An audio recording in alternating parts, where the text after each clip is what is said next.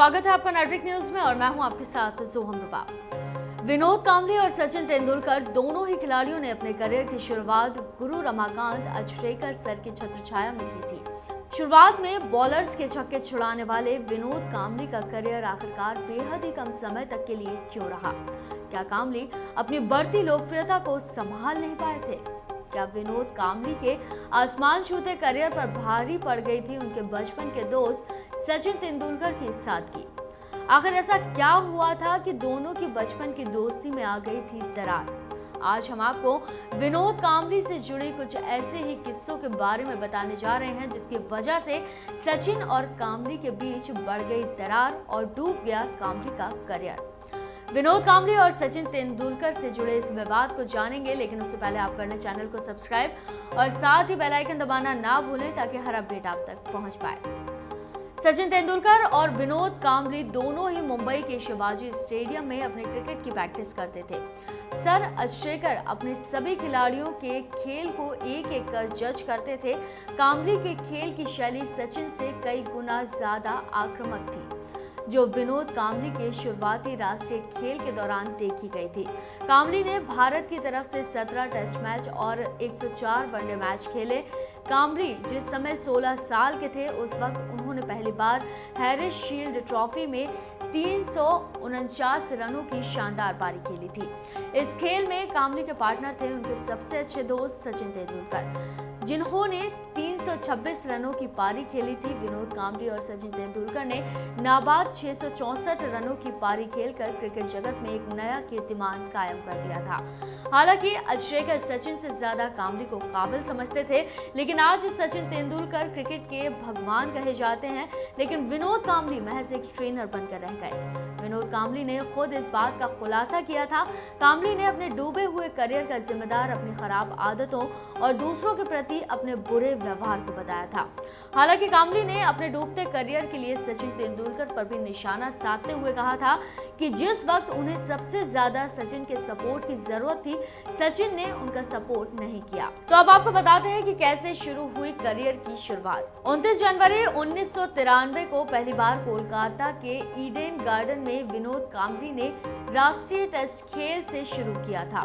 कांबली लगातार अपने बेहतर प्रदर्शन से तेजी से लोगों की नजरों में आने लगे थे। आपको जानकर हैरानी होगी, कांबली ने सबसे कम उम्र 21 साल 32 दिन में अपना पहला दोहरा शतक लगाया था। यह मैच इंग्लैंड के खिलाफ मुंबई में खेला गया था। कांबली ने इस मैच में 224 रनों की पारी खेली थी। सबसे कम उम्र में दोहरा शतक जड़ने वाले का रिकॉर्ड विनोद कांबली के ही नाम है। इसी टेस्ट सीरीज के अगले मैच में भी कांबली ने फिर से दोहरा शतक जड़ा और 227 रनों की पारी खेली थी।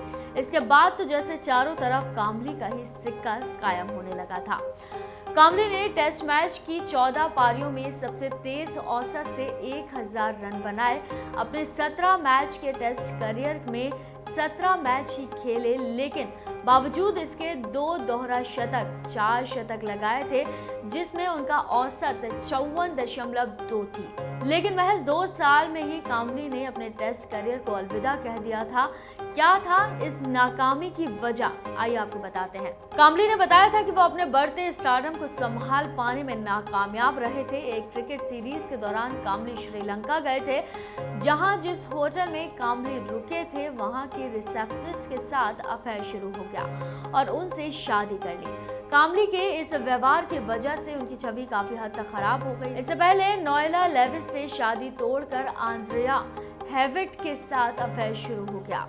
आंद्राया ने शादी से पहले ही कांबली के बेटे जीजस क्रिस्टियानो को जन्म दिया था। उसके कुछ समय बाद दोनों ने शादी कर ली। कांबली को इसके बाद 9 बार राष्ट्रीय टीम में शामिल किया गया, लेकिन किसी भी सूरत में विनोद कांबली फिर वो पहचान और जगह नहीं बना पाए। कांबली ने बताया कि उनके डूबते करियर की सबसे बड़ी वजह उनके टीम के कप्तान, मैच के चयनकर्ता, टीम में उनके साथ खेलने वाले साथी थे। कांबली ने आखिरी मैच 29 अक्टूबर 2000 में श्रीलंका के खिलाफ खेला था। इस टीम के कप्तान थे सौरव गांगुली, लेकिन भारतीय टीम का प्रदर्शन इस मैच में इतना शर्मनाक होगा ये शायद किसी ने नहीं सोचा था। इस मैच में पूरी टीम महज 54 रन पर धराशायी हो गई। कांबली केवल 3 रन बनाकर पवेलियन लौट गए, लेकिन इसके बाद वो कभी भी अंतर्राष्ट्रीय खेल में नजर नहीं आए। कांबली ने इसके लिए क्रिकेट बोर्ड में चल रहे पक्षपात और राजनीति को जिम्मेदार ठहराया। सचिन पर कई बार कांबली ने उनके असफल करियर का आरोप लगाया था, जिसका जवाब पहली बार सचिन ने 2014 में एक अखबार टेलीग्राफ में इंटरव्यू के दौरान दिया। सचिन ने कहा कि वो टैलेंट को लेकर किसी पर भी टीका टिप्पणी नहीं करेंगे, लेकिन वो ये जरूर कहेंगे कि विनोद कांबली के असफल करियर की वजह उनकी लाइफस्टाइल थी। हम दोनों ने बहुत दबाव झेला, लेकिन उसे कैसे हैंडल करना है उसके तरीके अलग अलग थे। मेरे परिवार की नज़र हमेशा मुझ पर बनी रहती थी, लेकिन विनोद कांबली के लिए ऐसा कहना शायद गलत होगा। कांबली के डूबते हुए करियर को लेकर पूर्व कप्तान अनिल कुंबले ने बताया था कि कांबली का खराब लाइफस्टाइल, उनके परिवार, उनके साथ रहने वाले दोस्त की वजह से उनका करियर इतनी जल्दी खत्म हो गया। कांबली में प्रतिभा की कमी नहीं थी, लेकिन बावजूद इसके वो अपनी बढ़ती लोकप्रियता को संभाल नहीं पाए और क्रिकेट के लिए इतिहास बनकर रह गए। अब आपको बता दें कि विनोद कांबली ने 2009 में क्रिकेट से संन्यास ले लिया। कांबली ने राजनीति में अपनी किस्मत आजमाने की कोशिश की। वो लोग भारत पार्टी से चुनाव भी लड़े और चुनाव हार भी गए। कांबली के छोटे से करियर में कई बड़े बड़े बदलाव आए, लेकिन कहते हैं ना कि यहाँ सिर्फ उगते सूरज को ही सलाम किया जाता है। जो गुमनामी में खोया वो खो ही जाता है। तो फिलहाल के लिए इतना ही। ऐसे और वीडियोस के लिए आप मेरे चैनल को सब्सक्राइब और बेल आइकन प्रेस करना ना भूलें, ताकि हर अपडेट आप तक पहुंच पाए। आप देख रहे हैं नेट्रिक न्यूज, साहस सच कहने का।